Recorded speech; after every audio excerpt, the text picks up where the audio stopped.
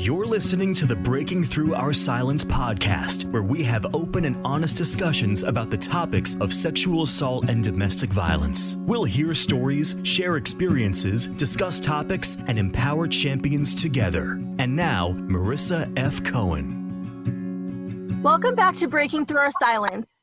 Today, we're going to talk about this really cool program that I'm very, very interested in learning about called the Butterfly Effect. It is run by a friend of mine named Makayla McNeil. She's the founder and director of the Butterfly Effect. She's a domestic violence survivor who uses her testimony and experience to help others.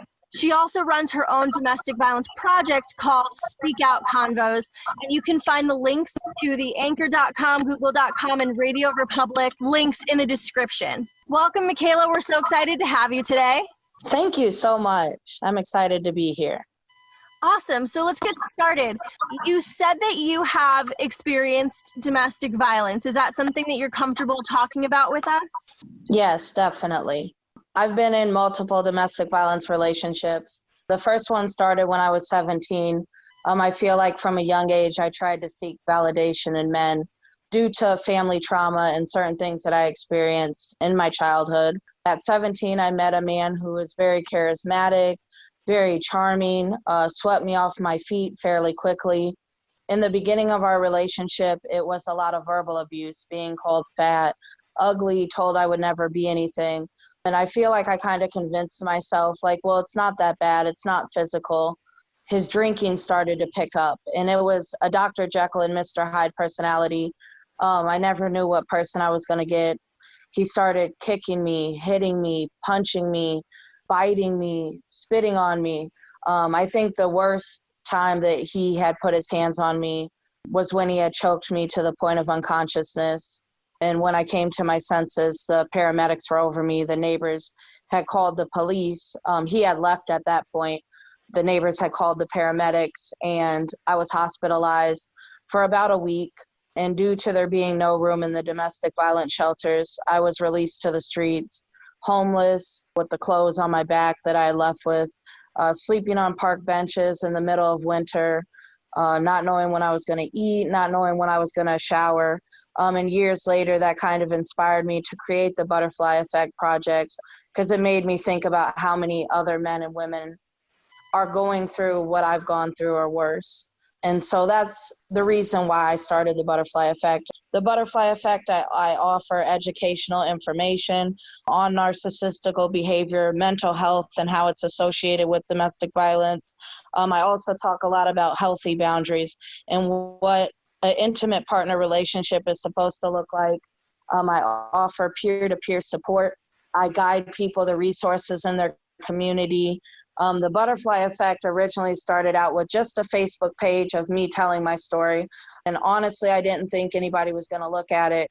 I've only been doing it for a little close to a year, and I have 15,000 followers. I've done YouTube radio interviews.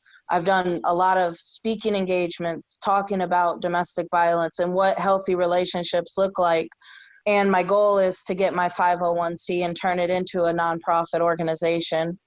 But I do help men and women all over the world, all over the United States. Even though I am located in Iowa, I help people all over with whatever they need. If they need somebody to advocate for them through the court process, if they just need an ear, somebody to talk to, because a lot of times with domestic violence, we feel alone, we feel isolated.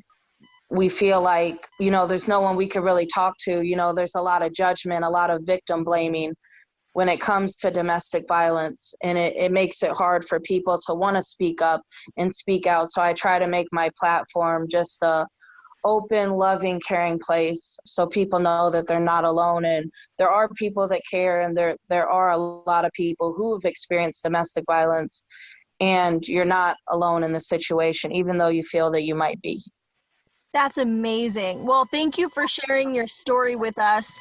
And I'm so excited that you're doing such amazing work. And if you need help getting your 501c3, let me know.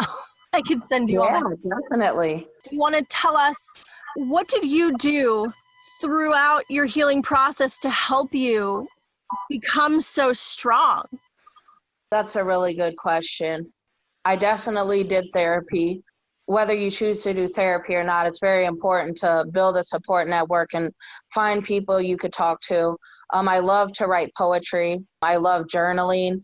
I'm not going to lie, there was a period where I was heavily drinking, and I like to, tell people, drinking, smoking weed, unfortunately, it is legal in some states, but, that's not always the answer. We have to find, as hard as it is, we have to find those positive coping skills, because although drinking is fun, if you're doing it for the wrong reasons, it is self-harm. So I think for my healing, I did a lot of talking about it. Talking about it helps. I always like to give people this analogy. We're like a Pepsi bottle. If you shake the Pepsi bottle up and take off the cap, what happens? It explodes. So us as humans, we're the same way. If we leave all that stuff inside and we're not talking about it, we're not getting it out, we're going to explode. We're going to blow up. And that's what I was doing for the longest, just having these moments where I was just exploding and like, oh my goodness, what's wrong with me? Why am I doing this? But it was because I was keeping all that anger and that hurt and that resentment in. I tell people a lot of times when we're leaving our abusers, it's kind of like a grieving process, like we're grieving somebody who died, because at one point or another, there was something that made us fall in love with that individual. In order to heal, you have to grieve and go through those emotions of losing that relationship. So it was very difficult for me. I do suffer from depression, post-traumatic stress, really bad anxiety because of my domestic violence situation. And I talk a lot on my Butterfly Effect about mental health and how it's associated with domestic violence, because those situations of PTSD and depression are very pertinent when talking about domestic violence. I also have been in courtrooms with domestic violence victims, and even going through the court process is hard. Like a lot of people think, well, I'm going to leave my abuser and the work's over. No, really the work's just beginning, because you have to fight the court system. I had to fight to go back to that house to get my belongings back. It was very hard because as I was living on the street, not having a place to live, he was texting me like, hey, you can come back here, because he had bonded himself out of jail. And he was like, you could come back here. And it was like I wanted to, just to have a roof over my head. But I knew that if I went back that one time might be the last time that I couldn't come back from. And I knew that if I went back, you know what I'm saying, he probably more than likely was going to kill me. And that's why I do what I do. I speak out, because there's a lot of people who've lost their lives at the hands of their perpetrator. There's a lot of people right now who could be listening to this that don't feel like they have a voice to speak up and get out. I feel like we need to have more resources in our communities, more programs, more funding put into place for domestic violence, because not only did I have to fight my perpetrator, I felt like I was fighting the system as well. I felt disposable to the world. It was very degrading not having a place to go, especially after being physically hurt. And I work a lot with legislators and lawmakers. I feel that we need to have a victims protection program put into place in every state. I feel that the perpetrators need to wear ankle bracelets, because a lot of times they go to jail, they bail out, and they go right back and end up murdering or severely hurting the domestic violence victim. So these are some things that I want to do.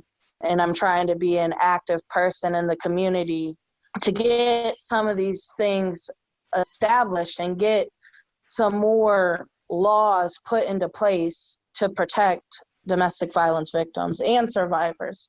I know I went a long way with that, with your one question. No, it's good. But that's what I did to heal. Talking about it would probably be the main thing. And there's no time limit on healing. I get a lot of questions through my Butterfly Effect about, man, it's been 5 years. I'm still having these triggers. I'm still going through this. I'm still dealing with that. So I like to tell people, healing is a messy process. Some days are going to be good. Some days are going to be bad. You have to be patient and kind and gentle with yourself. During my domestic violence situation, my self-esteem was broken down because I was constantly called names. And I started to believe the things that he was telling me. So once we leave our domestic violence situation, we have to regain that sense of self-esteem. We have to build our sense of self-worth again. For some people, it takes a month. For some people, it takes 10 years. For some people, it takes a lifetime for them to recover from it, and that's okay. And those are some of the things that I like to tell people through my butterfly effect. I also have my own podcast. It's called Speak Out Convos. It's on Anchor.com, Google.com, and Radio Republic.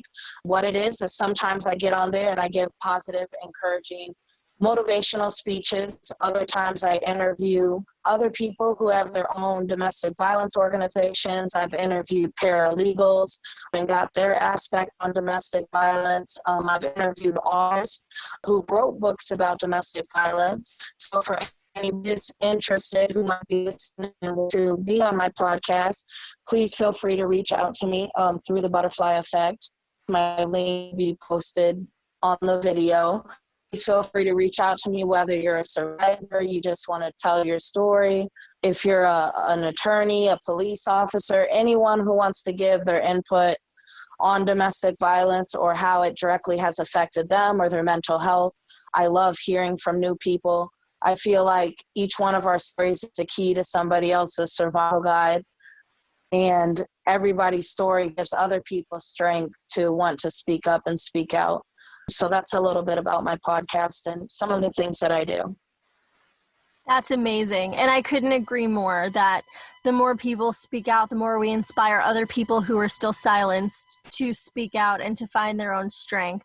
So thank you for doing that and for doing everything you're doing. I'd love to come on your podcast if you'll have me. I've done all of that. I speak out about my stories. I'm an author. I have programs and courses for confidence building, but we'll talk about that another time. So you pretty much covered it, but is there any additional advice that you'd give to survivors to help them on their healing path? The most important thing is be patient and kind and gentle with yourself. Sometimes we can be our own worst critics and we're very hard on ourselves. We ask ourselves, what could we have done better so that this didn't happen? But we can't blame ourselves. We have to know that no matter what we said, no matter what we did, nobody deserves any type of violence. And please speak out, build your support network, find people that you can talk to, find positive coping skills, whether it's journaling, taking a walk, listening to your favorite music, taking a bubble bath. Find things that make yourself feel good and know that you're not alone. Anybody that's listening, you can reach out to me day or night. My Butterfly Effect is very a safe haven. We don't allow any negativity on the page. So you're safe, and just know that you're not alone and you will get through this. There is life after abuse. I know sometimes it doesn't seem that way when we're going through our difficult situations. It's hard to see the greater good and see that there is a life beyond that. There definitely is. And thank you so much for having me on here today and giving me an opportunity to speak about the Butterfly Effect and what I do. It definitely means a lot to me. Of course, I'm so happy to have you. And thank you for doing all the fantastic work you're doing with and for survivors and champions of abuse. I am so grateful that there are people like you out there that are helping to inspire and empower people. You know, we need more people like that in our community to help boost us up, because truly we have the numbers. There are more survivors and there are more champions than there are abusers. And when we band together and collectively help each other heal, we can and will eventually change the world. You've been listening to Breaking Through Our Silence with new episodes every Wednesday. Don't forget to rate and share this podcast. Stay in touch with us and have your voice be heard.